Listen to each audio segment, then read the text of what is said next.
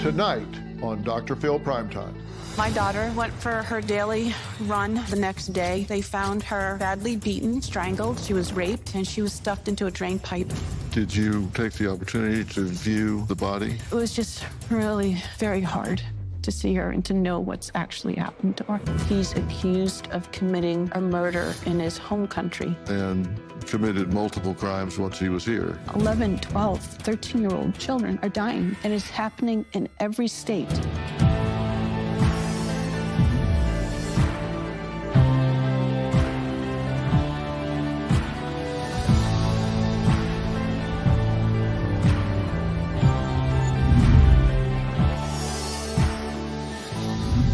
Tonight, a deeper look at the reality of our country's border crisis. President-elect Trump plans to completely reshape the nation's immigration laws. Trump reportedly plans to zero in and focus on deporting immigrants who are committing crimes in this country. The issue of migrant crime has been one hot-button issue, with high-profile cases of U.S. citizens allegedly attacked and murdered by illegal immigrants taking center stage. We have terrorists, we have violent criminals coming across the southern border who are raping and murdering Americans. Where is the justice for Rachel Morin? Where is the justice for Laken Riley? Before Riley's murder, Ibarra had been arrested and released twice in the U.S., once when he was accused of crossing the border illegally in 2022, and then in New York City last year, when he was charged with acting in a manner to injure a child under 17. Every fentanyl death in this country, that came across the southwest border, that's fueling the cartel. They have so much cash, and we're just giving them more right now. The New York City Police Department says that the theft in this video is connected to a citywide robbery pattern. At least 7 migrants were arrested after a search warrant was executed at a home in the Bronx. NYPD says the suspects are a part of a criminal enterprise. They say that the borders are safe. We live 1,800 miles away from the southern border. They're not safe. They're not safe. If you have a sanctuary city in your state, you're not safe. I sat down with Tom Homan, the former acting ICE director and President-elect Donald Trump's border czar pick. He says he has a concrete plan for the incoming administration's effort to mass deport illegal immigrants. Large deportations. We're going to get these people out. What we're not going to do is support deploying the 101st Airborne into American cities to pull 10-year-old kids out of their classrooms in handcuffs. Trump's been clear, we're going to prioritize public safety threats and national security threats first because they pose the most danger to this nation. Day one, we're going to be looking for these public safety threats, arresting them, detaining them, and deporting them. And if these sanctuary city mayors don't want to help, then get the hell out of the way because we're coming. We're doing it. Venezuela, mamá. Venezuela? Sí.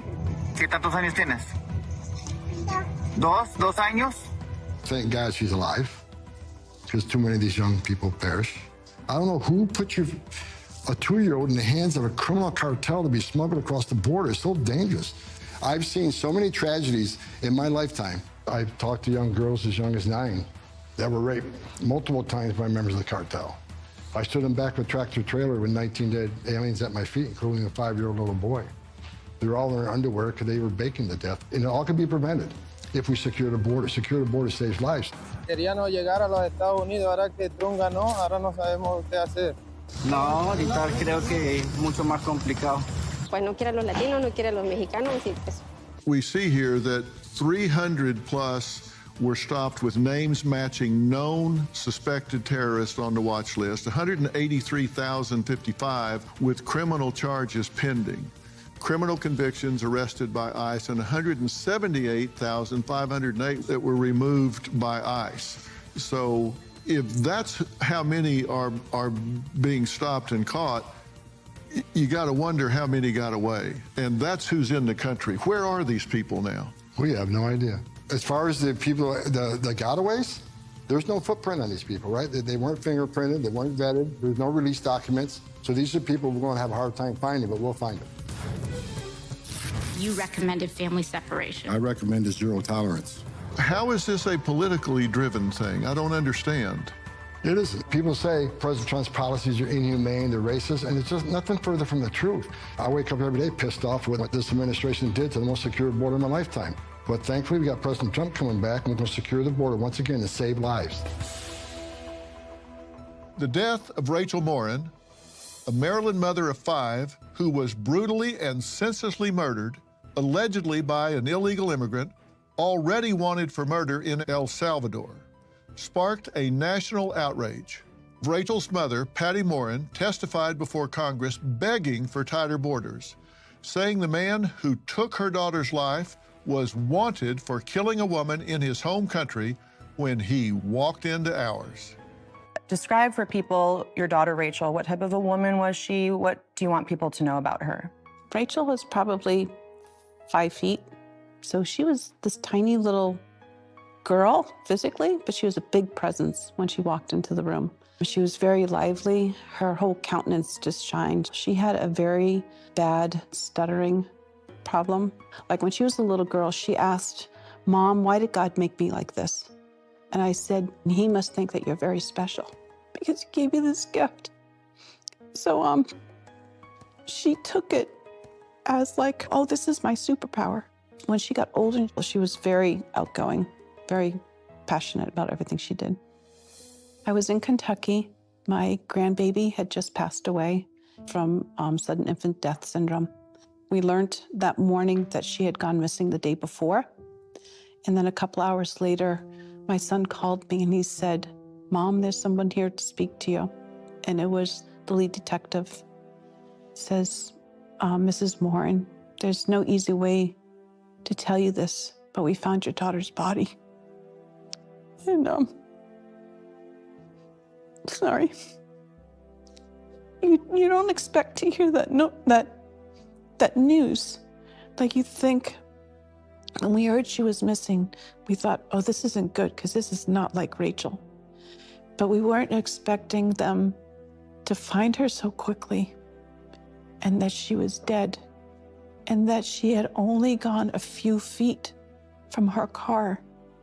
It was just so devastating. In the beginning of the investigation, they actually didn't give us any details at all because they wanted to keep the integrity of the case like very secure.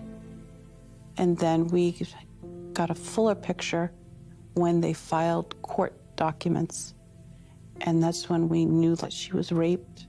He had grabbed her off the trail that she was on, dragged her through the woods. They said that her body was blanketed in bruises. There was like 10 to 15 head gashes, and that she was strangled. And then they stuffed her into a sewer pipe for the trail. And that's where they had found her that day. It's been a little over a year, and I still get nightmares. It's like as a mother, you just feel so bad for your child, but you also feel so helpless. I can't describe it. It's just very hard. It was probably the most devastating news that I've ever heard. I couldn't stand up. It was so much pain. Your daughter Rachel had 5 children. How did you tell them that their mother had been killed? They should have been following the DNA Fingerprint Act, and they should have been swabbing him. A $4 kit that takes 30 seconds that they never did. They literally grabbed him and said, "You shouldn't be here," and expelled him back to Mexico 3 times. He comes across the 4th time in February of 2023, goes to California and starts his crime spree in America. What's it been like for you to see your daughter's face become part of a political issue?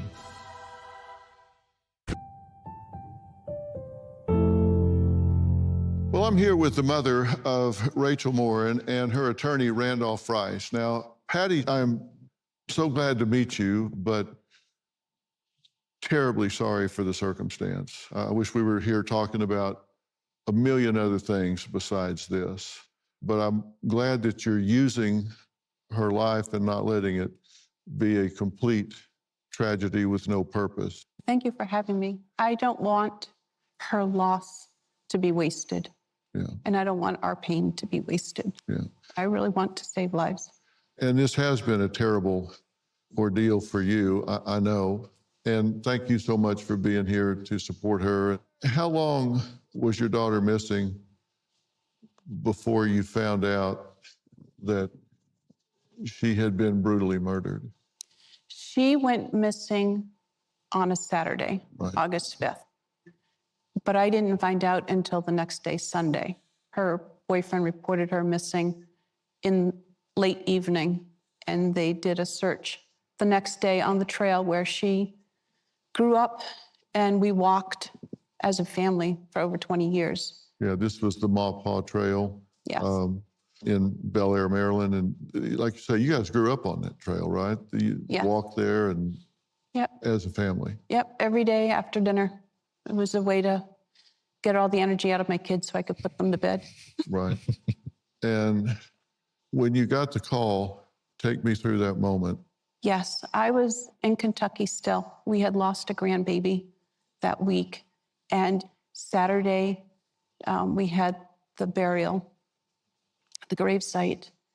And then Sunday, we were going to head back from Kentucky when my son called and he said, "Mom, there's somebody here that wants to speak to you." And we had heard that Rachel had been missing. And he said, "There's no easy way to tell you this."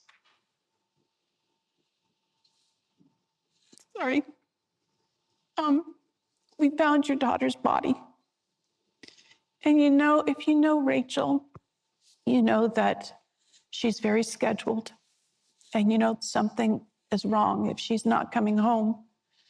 But then to have them say that they found her body, you know that she's not there. It's just her body. Thank you, sir. It was probably the most devastating news that I've ever heard. I couldn't stand up. It was so much pain. Your daughter Rachel had 5 children. How did you tell them that their mother had been killed? While I was in Kentucky, it was one of my sons, her brother, and the father of one of her children. They were a part of the search for her. And so when they heard the news, the fathers told their children what had happened to their mom. How did they take this? Depending on their age, they're 8 to 18. They're a year older now. But some couldn't grasp it, and I think it's because of shock. They just couldn't accept the fact that she was gone. Others didn't want to think about what had happened to their mom. And Rachel has a daughter that's on the autism spectrum. And Rachel was a very good mother. She was very good, especially in knowing how to minister to that particular daughter, to make her feel loved and valued and understood. And her daughter kept saying, "Where's my mom? I want my best friend back." And trying to explain to her that mom can't come back. She couldn't comprehend it. I don't know if she still comprehends that mom's not coming back. And did you take the opportunity to view the body? I did. When I had gotten back to Maryland, and they had kept the body for a couple of weeks to do whatever investigators needed to do. When it arrived at the funeral home, I went to look at the body to see if it would be presentable for the children to view it. We had a family-only funeral. We didn't invite public or anything. And so I can't tell you all the things, only just whatever's been made known publicly, because the case hasn't gone to trial yet. But I can tell you that the state's attorney says it's the most gruesomest crime that they have ever seen in Harford County in all these years. And I can attest to the fact that it truly was just a horrible, horrible crime. To see somebody that you love and to see what has happened to them and imagining what they've suffered. It's like so heartbreaking, especially if you're a mom, because, you know, when I found out that she was missing, mother's first instinct is to go run to your child and hold them, and then to comfort them, and then to see my daughter there, and to know that we weren't there. And then, you know, you run through your mind those scenarios. Well, if I was here, I could protect her, which we know that's probably not a likely thing. But so it was just really very hard to see her and to know what's actually happened to her. You know, I'm so sorry that you had to go through that. I'm, of course, sorry that she went through that.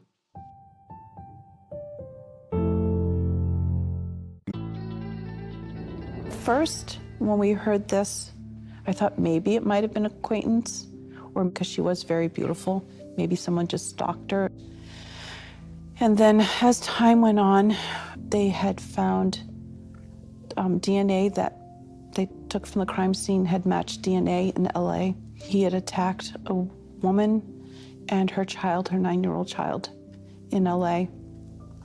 And so they were able to get a video, but it was the back of his head. So it was really hard to try to find who he was. It's like 1 in 8 billion people on the earth. And so it was just hard. Where is he? And how come we haven't got him yet? Has he hurt somebody else?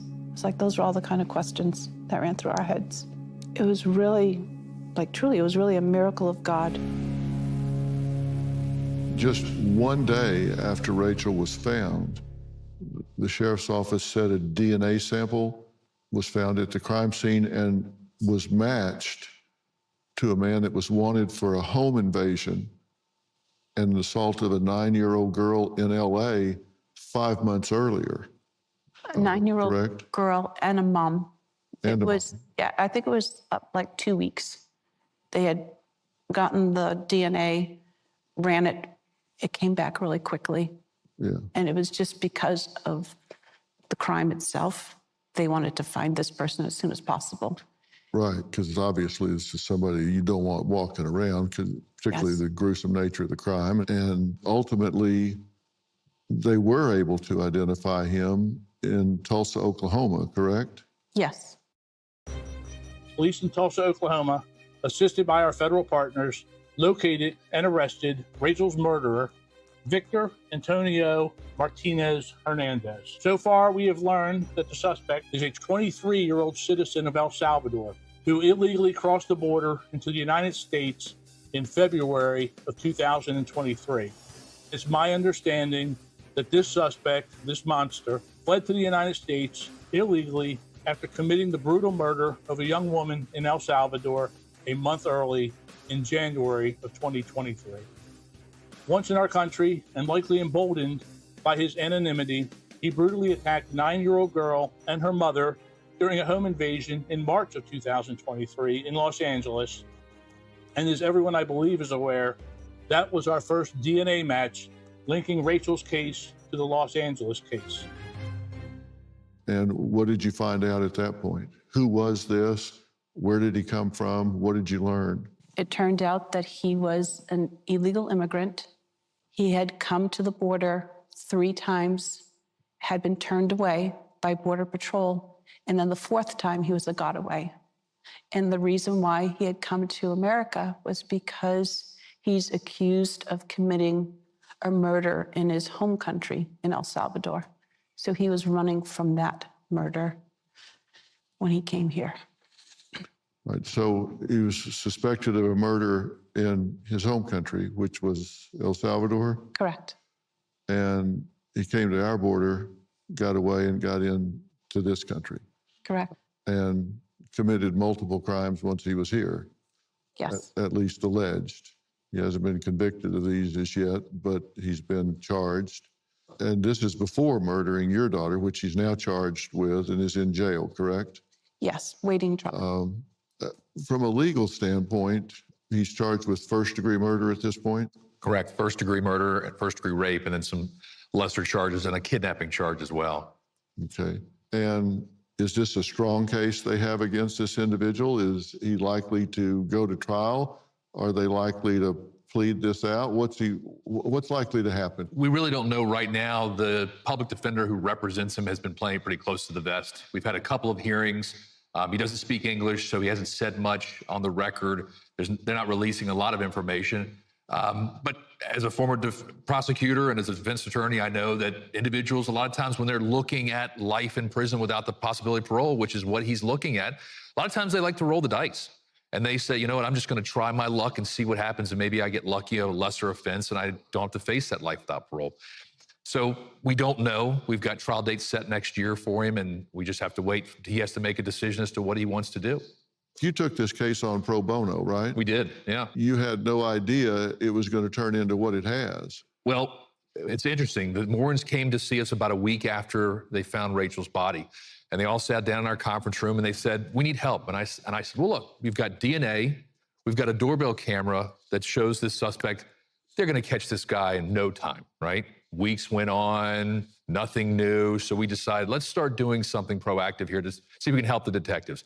We started with digital campaigns across, because we knew he was in California and Maryland, where we were putting up digital campaigns in Spanish-speaking language because we knew he was an Hispanic male.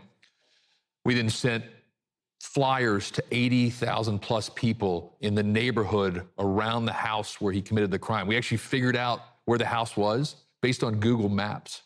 We sent 80,000 people flyers out there with his picture, with the doorbell camera, and with Rachel's information as well. And we'd raise more money. We said, look, there's $35,000 on the table. Come to us, tell us his name, no questions asked, here's $35,000.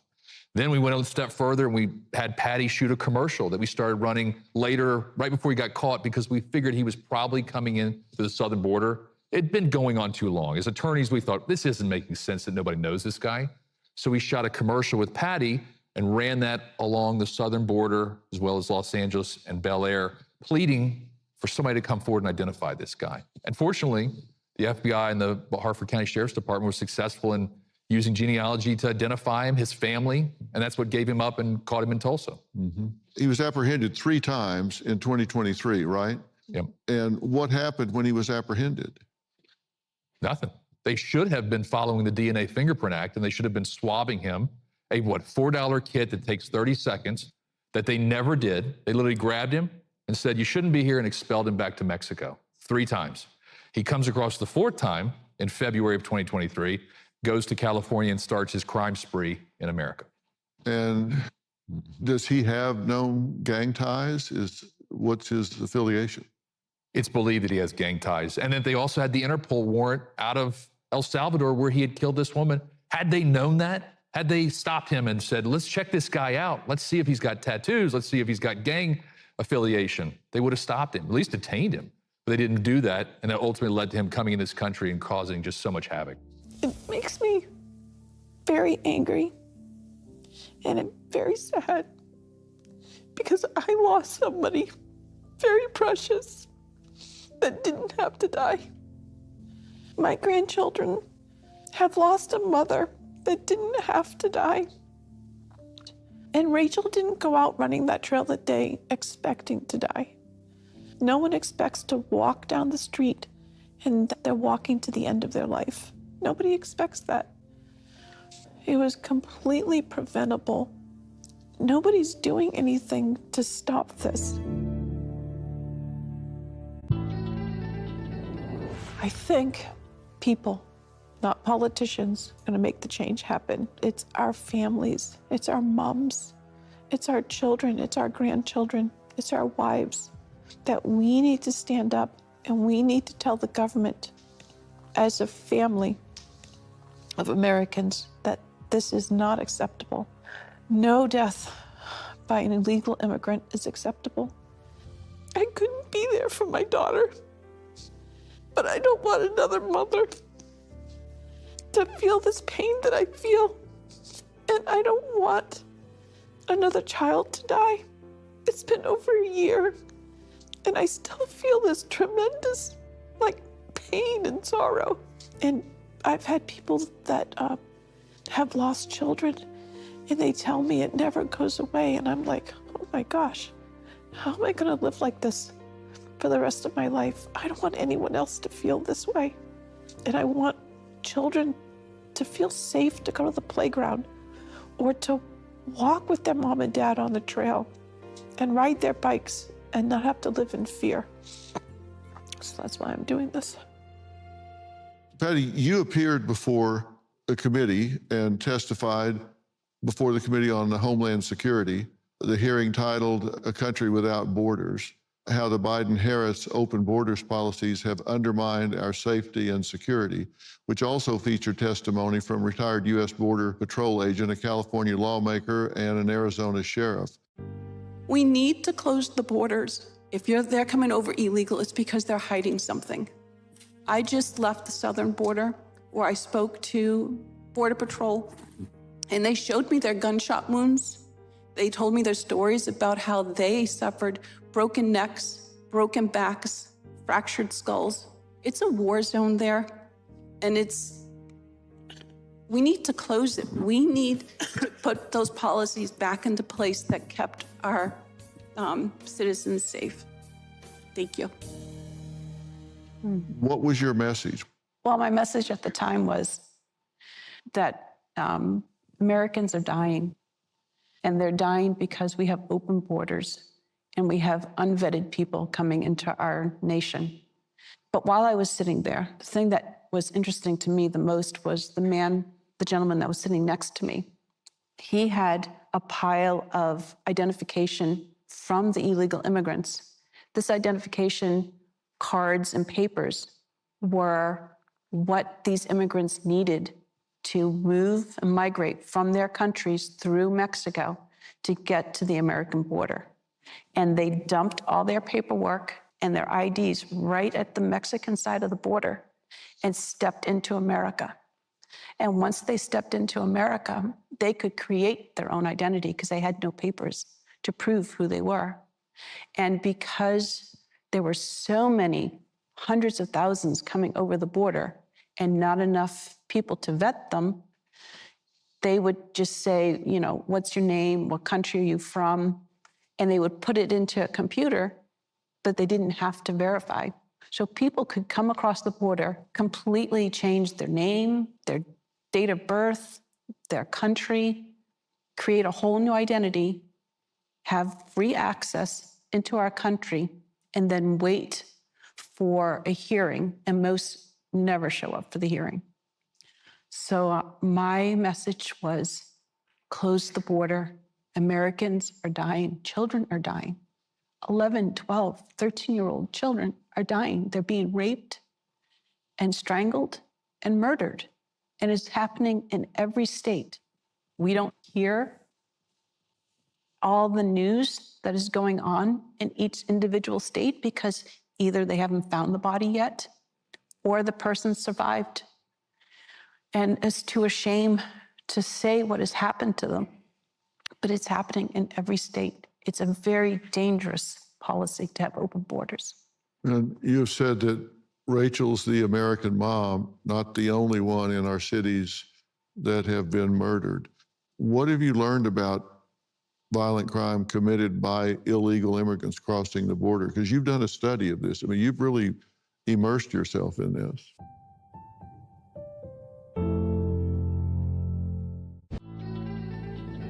This is a national issue, and it's an issue for our families. We're fighting for our families. I don't care if you're a Democrat or Republican. I mean, it's common sense. You don't go and open up your front door, your windows, and just let anybody from the street come and walk into your house. You protect your family. That's what the walls and the doors are for. And to just open the border and let literally 160 different countries enter our borders unvetted, fly them to the most remote places of the United States, and they don't even know who they are because they dump their IDs, and then they're escorted into the heartland of America where all these tragedies are happening. What have you learned about violent crime committed by illegal immigrants crossing the border? Because you've done a study of this. I mean, you've really immersed yourself in this. Yeah. What I found just locally was that a year before, there was another El Salvadorian that had murdered a woman, a 20-year-old woman, 15 minutes away from the town that Rachel lived in. Her name was Kayla. Tammy Nobles is her mom. And also, I had found that since I've been on TV and because I have spoken before the Judiciary Committee and Homeland Security, I have women come up to me all the time, especially in my hometown, and they will say to me, you know, a couple of weeks ago, I was crossing this little field to go to the store, and a person came up from behind me and put his arm around my neck and tried to drag me to the ground. She fought, ran to a store, called the police, so she survived. It turns out that this man had attacked 7 other women, but none of them, you don't hear that in the news because none of them have died. And now illegal immigrants, we have, it's almost 20 million. I know they say 11, but 11 is because that's what they've documented. There are so many immigrants that have come into the country that are either gotaways or they're just not documenting. They're just letting them come in. They're flying them straight from other countries into our country and then just let them go. So we have millions in America. They don't know where they are. They don't know who they are. And so how are we going to deport them if we don't know where to look for them or who they are? But because of it, crime is up anywhere between 37 to over 100% in just these last couple of years. And a lot of it is related to the uptick in immigration and folks coming into our country. What's it been like for you to see your daughter's face become part of a political issue? At first, I was really angry because I love my daughter. My daughter was, she was an awesome woman. We were opposites. I'm an introvert. She's an extreme extrovert. So sometimes we rubbed each other the wrong way. I have old ideas. She had new ideas, you know, as far as parenting and things like that. But it was a good, healthy relationship. I just loved her. And I didn't want her reduced to a name attached to a political banner, like for this, the left or to the right. I wanted people to see her for who she was, a very valuable person, because life is precious. We have homes, we have jobs, we have all those things, but all those things are temporal. The only thing that has real value in this life is the relationships that we have and the people that invest in us and we invest in them. And I didn't want to reduce her life to just a name or a picture. So at first I wanted to be very middle of the road, not choose a side as far as political is concerned. I just wanted to honor my daughter and I wanted to honor life. And I wanted people to see that each person here, that you have value for who you are. And that we as a nation should be protecting our neighbors. We shouldn't allow this to happen and just say, oh, it's not going to happen to me. There's 20 million people in our country. At some point, it's going to start happening to people. But at one point, I decided that there was only one candidate that actually cared enough about the issue to talk about it and to put the facts out there. And so that's why I accepted President Trump's invitation to go to the southern border in Arizona and to speak to the people there. Well, you've been to the border in Arizona, and as have I. What did you think about what you saw?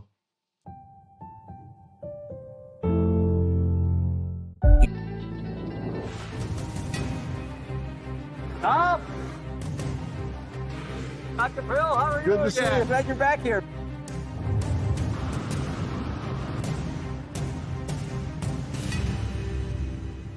I want to start here. I think it's so important before we enter this building. This is our Border Operations Center. The border is dedicated to these fine professionals, both served in the Marine Corps. Chris is my deputy on the left, and you can see the story there. This is your deputy here? Yes, Dr. Phil. He's on my interdiction team for border crimes. He can tell you a story. We didn't think he was going to make it, Dr. Phil. That's how bad this was. His brother, Josh, who works for the United States Border Patrol, former Marine also, was up in these mountains right behind us over here, attacked by 2 migrants. They tried to get his gun. 1 round went off. The gun misfired. They took his knife and cut his throat. He fought him for 7 to 8 minutes before backup got there. And this is why we dedicated this building in honor of the law enforcement men and women. They both served their country. Now they're serving their communities for us here. And that's the kind of people that work in this center. 2 American heroes right there. Exactly. Were they apprehended? They were apprehended. One, I don't believe, was charged. If he did it, he got no jail time. The other one got 7 years. 7 years trying to kill a federal agent? Are you kidding me? That's unheard of. That's offensive. It's an insult for what we're trying to do on this border. Well, you've been to the border in Arizona, and as have I. What did you think about what you saw?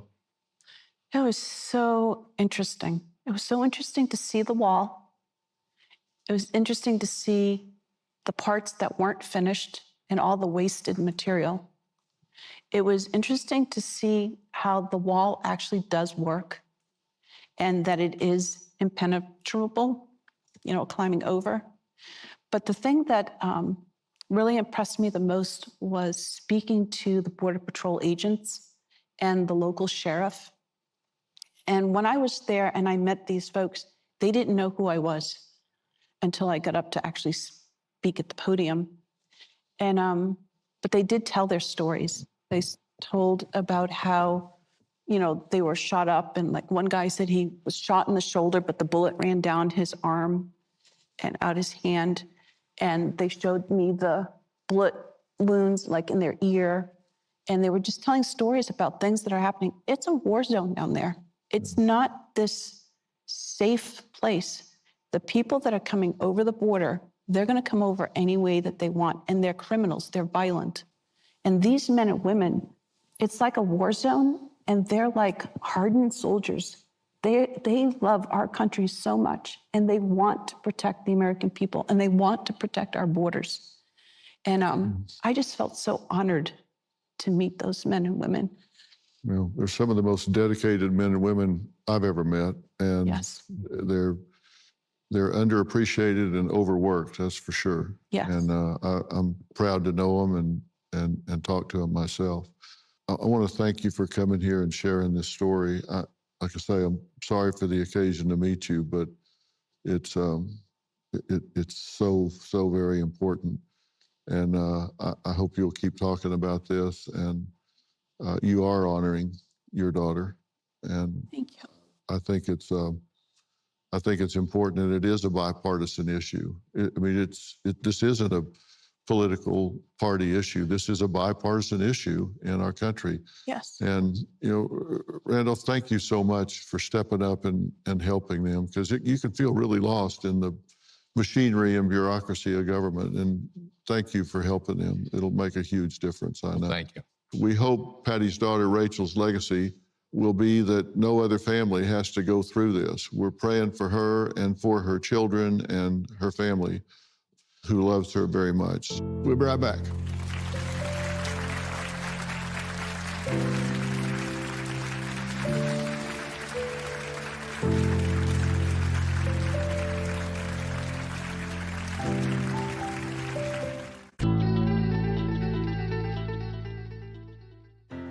I want her legacy to be that the whole world knows that Rachel was a woman that loved her family, her siblings, her children, And just like every other American family, she wanted to protect her family, and she wanted to have a future, and her future was taken away. If Rachel was here today and could speak from the other side, she would say, please do what we can to protect our families and our nation. Going to Capitol Hill, and I actually testified on 2 different committees. The thing that struck me the most was how divided our political system is, the right and the left, and how one is saying there is a problem and the other side is saying that no, there isn't a problem. And in the meantime, while they're bickering back and forth, people are dying. Like, children are dying. 11, 12, 13-year-old little girls are being tied up, raped, strangled, and thrown away. How is that okay? It doesn't matter if you're on the left or if you're on the right. If American children are dying and we have a way of fixing it, why aren't we fixing it? I want to thank Randolph Rice and Patty Morin for sharing her story with us. We will support her as she continues her fight to make America safer in honor of her daughter, Rachel.